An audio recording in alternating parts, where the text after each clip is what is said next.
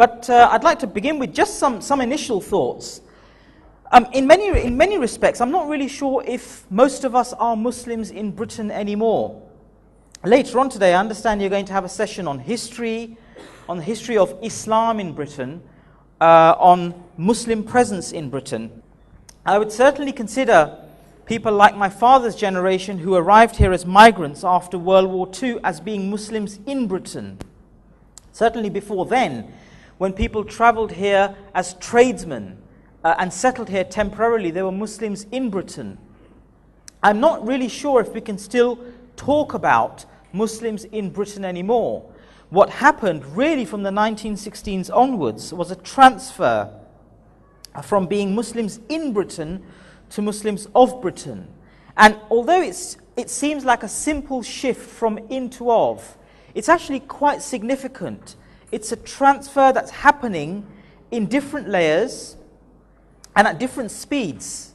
It starts off with pure legal rights, and under the 1948 Nationality Act, when people came here to rebuild Britain after World War II, from the former states under the British Empire, they had to register in this country under the 1948 Act. And simply by registering, they had full legal rights.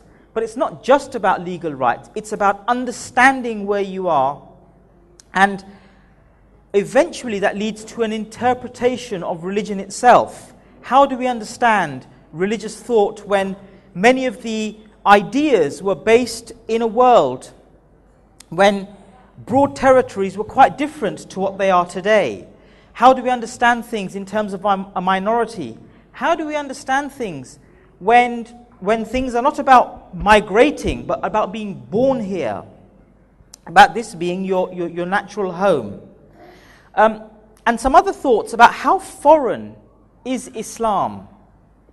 Often we view our religion through the people that we associate with or the news that we hear. And there is a tendency to view the Islamic, if you like, as something foreign. Whereas conceptually, the Abrahamic faith, they're all foreign in a sense. And so in that respect, something like Islam is no less or no more foreign than, say, Christianity, in terms of its origins, in terms of its history. And yet we tend to understand Islam through the people that we rub shoulders with. And because of the migratory patterns over the last during the 60s and the 70s, we often perceive Islam as something foreign. But that is changing, and that's part of this shift from being Muslims in to being Muslims of. Also, very quickly, you often hear of this phrase, and this comes up from time to time in contemporary debates.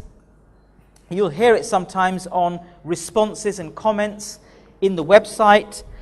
You often hear it in the heat of debate on Radio 4, Radio 5.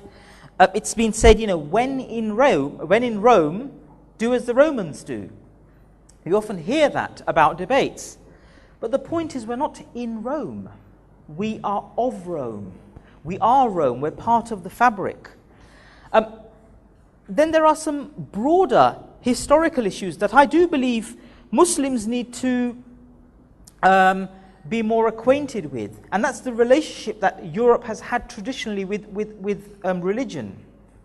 In fact, it's fair to ask ourselves, is Europe frightened of religion? But alongside that, is Islamic thought frightened of Europe? And that's something that we need some introspection, that call for a degree of introspection. As we develop ideas and our understanding of religion vis-a-vis a European setting, are there things that we are afraid of? Are there things that we are uncomfortable with deconstructing and reinterpreting? Just some initial thoughts for us. Now, very quickly, just to give you a broad overview, in terms of European Muslims in the EU. Now, the EU doesn't mean all of Europe, it's the European Union. So this would exclude Muslim majority countries such as Turkey and Bosnia. But we have there are an estimated 12 to 17 million Muslims in Europe, or part of Europe, I should say.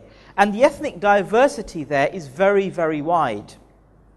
Muslims, remember, are just ordinary people. They subscribe to a belief, and the way that they manifest those beliefs will be affected by their culture, by how they've been brought up, by their social class, by their education. There are a variety of factors there. And so you will find, as in terms of broad majority groupings, Turkish, Algerian and Moroccan backgrounds are the largest, and then after that Pakistanis. But it's much more complex than that. London is one of the most cosmopolitan cities in the world in terms of its Muslim makeup. An estimated 50 backgrounds make up London's Muslims. The countries with the highest Muslim populations are France, Germany, and then the United Kingdom. So just some quick numbers. I ask this quite a lot. I mean, I spend a great deal of my time doing training and to a number of groups, government bodies, police, the Foreign Office, people in local and regional government. And it's surprising the variation we get with regards to these figures. But in terms of how many Muslims there are in the United Kingdom, does anybody know? What would we say? How many Muslims are there in the United Kingdom? What would you say? 5 million. 5 million. Any other takers? 3 million? 2.4? 1.5? Okay. Anything above 5? Anything below 1.5?